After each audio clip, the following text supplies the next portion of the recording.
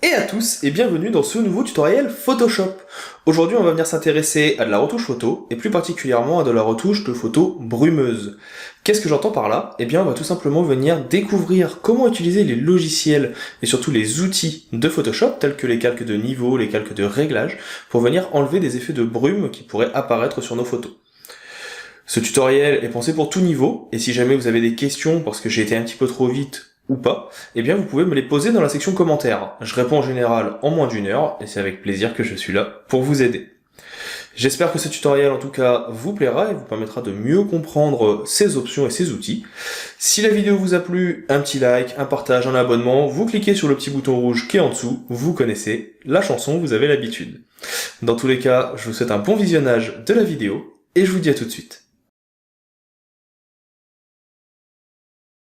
Attaquons donc ce petit tutoriel, ou plutôt cette petite astuce assez rapide, aujourd'hui dans lequel on va voir comment, sur une photo où il y aura un petit peu de brume, de brouillard, il est possible de venir corriger un petit peu tout ça.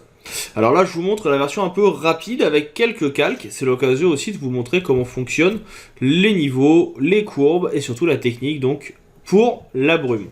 Il existe d'autres possibilités, ce n'est qu'une des possibilités existantes, donc ne criez pas au scandale si jamais ça ne correspond pas à ce que vous faites d'habitude. Vous allez voir que c'est assez simple. La chose à faire, c'est déjà de venir ici cliquer sur le petit cercle bicolore et choisir niveau. Ce niveau, il va vous permettre, si vous ne connaissez pas l'outil, de venir travailler la luminosité, les tons sombres, les tons moyens et les tons clairs. Il est représenté ici par un petit histogramme. Pour faire simple, chaque colonne de cet histogramme représente un pixel de référence sur les 255 nuances de gris présentes dans votre photo. Le pixel 0 étant le plus noir et le 255 le plus blanc. Si vous venez ici décaler par exemple le pixel noir, vous allez dire que tous les pixels du 0 à 42 sont automatiquement des pixels totalement noirs, ce qui fait que ça assombrit. Si vous venez faire la même chose de l'autre côté, que vous venez déplacer le blanc, de 213 à 255, ce ne sont plus que des pixels blancs, ce qui fait que ça éclaircit. C'est avec cette option que l'on va pouvoir venir modifier la brume, parce que la brume c'est jamais qu'un ensemble de pixels gris qui apparaissent. Vous voyez que ici, si je viens les déplacer de base, bon, à part ajouter de la lumière, ça change pas grand chose. Par contre, vous avez ici donc un masque de fusion, que vous êtes, je pense, censé connaître, qui permet tout simplement de pouvoir venir, quand vous faites un effet, peindre avec votre pinceau, ce qui fait que vous allez pouvoir venir atténuer par endroit l'effet que vous avez mis en place. Par exemple, si j'assombris, vous voyez que ça n'assombrit pas, ou j'ai effacé. Ça, c'est le principe de base du masque de fusion. Si ça vous intéresse d'en savoir plus, je vous mets une petite... alors, je sais plus quel côté c'est. Je crois que c'est là, de ce côté-là. Une petite vidéo que j'ai déjà réalisée sur la chaîne qui en parle. On va avoir donc, par contre, la possibilité ici de venir faire image et appliquer une image. L'application d'image va permettre de venir en fait prendre une copie de tout ce qui est en dessous et la placer là où vous êtes en ce moment, donc sur un calque ou autre, et donc pour notre cas, sur un masque de fusion. Et donc ici, vous voyez donc que vous avez donc votre photo qui apparaît sur le masque. Je clique sur OK, et vous voyez que tout de suite, l'élément a été modifié. Donc l'histogramme n'est plus le même, pour l'instant rien ne change, mais maintenant, je vais pouvoir avoir ici déjà moins de fond noir, tout simplement parce qu'ils ont été enlevés, et je vais pouvoir venir jouer ici avec les nuances de gris, pour venir par exemple éclaircir. L'éclaircissement va permettre d'accentuer par endroit l'effet de brume. Par contre, si je viens au contraire me mettre de l'autre côté, et en jouant avec le blanc, je vais pouvoir enlever ces fameux pixels blancs qui donnaient un effet de brume. Et je peux même également jouer avec les pixels noirs qui vont assombrir un petit peu et modifier l'effet. Et donc là vous voyez que cet effet de brume qu'on avait même au premier plan, il va être effacé petit à petit. Donc, ça permet vraiment de venir le modifier. On revoit d'ailleurs beaucoup mieux les immeubles dans le fond. Bien sûr, vous pouvez jouer également avec ici ce qu'on appelle le voile. C'est ce qui va permettre d'accentuer ou non. Et sur le noir, par exemple, en venant le décaler un petit peu, on va pouvoir venir modifier les contrastes. Et donc là, très rapidement, on a notre effet qui va permettre de disparaître et de faire ressortir certains bâtiments. Cette technique, vous pouvez l'utiliser avec autre chose que le niveau. Vous pouvez très bien venir utiliser ici la courbe, qui est souvent appréciée des photographes, et faire image, appliquer une image de la même façon. Et là, je peux très bien, au contraire, venir cliquer.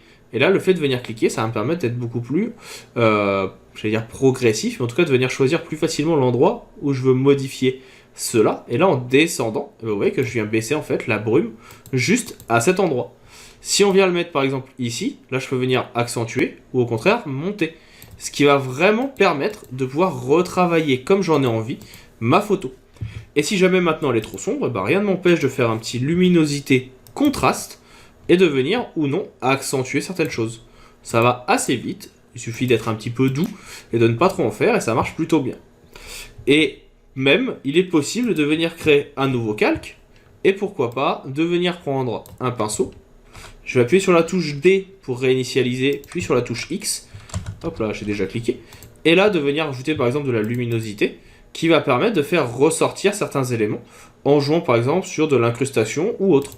Donc là, vous voyez, j'ai une petite incrustation. Ça va permettre de faire ressortir en plus mon bâtiment qui est au centre.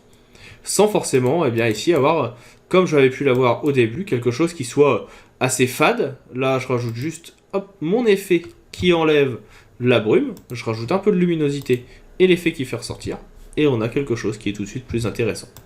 Pour vous remontrer, je groupe le tout. Donc je clique sur le calque le plus en bas, j'appuie sur Shift, je clique sur mon calque 1 et je fais un CTRL G. Et de cette façon, je peux faire un avant-après. Et vous voyez qu'on a déjà un peu moins de brume, on voit mieux les bâtiments dans le fond et en plus on fait ressortir celui qui est de premier plan. Donc, je vous mets même ici une petite découpe pour vous montrer. On va couper au milieu à peu près, donc ici. Et je vais mettre un masque de fusion sur le groupe, ça vous permet de voir le avant-après.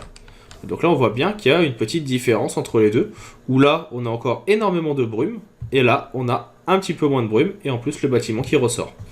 Et bien sûr, je peux faire ici un petit CTRL I pour voir la différence. On voit bien que la brume est bien moins présente. Il y a bien sûr d'autres possibilités. Vous pourriez très bien venir ici par exemple faire un CTRL J. Donc CTRL J ça permet de dupliquer.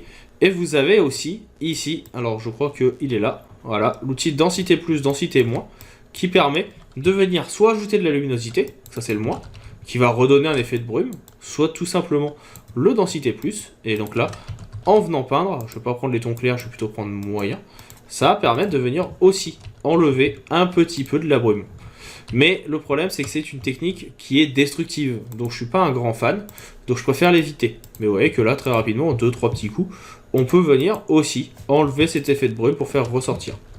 Il vous faudra jouer sur l'exposition, donc là pour avoir une exposition plus ou moins importante, qui va permettre de faire ressortir les effets. Parfois ça peut être utile de venir cumuler plusieurs outils, plusieurs techniques pour obtenir l'effet que l'on souhaite. Et donc là vous voyez très rapidement, j'ai vraiment mon effet de brume qui disparaît. Donc voilà pour ce petit tutoriel, j'espère qu'en tout cas il vous aura plu. Si jamais vous avez des questions, vous connaissez la chanson, il y a la petite section commentaires qui est juste en dessous, vous laissez un petit message, vous me dites ce que vous en avez pensé. Si vous avez besoin de tutoriels spécifiques, je suis aussi à votre disposition, et ça sera avec plaisir. Pour ma part, il ne me reste plus qu'à vous dire à bientôt, et à vous souhaiter un bon apprentissage de Photoshop.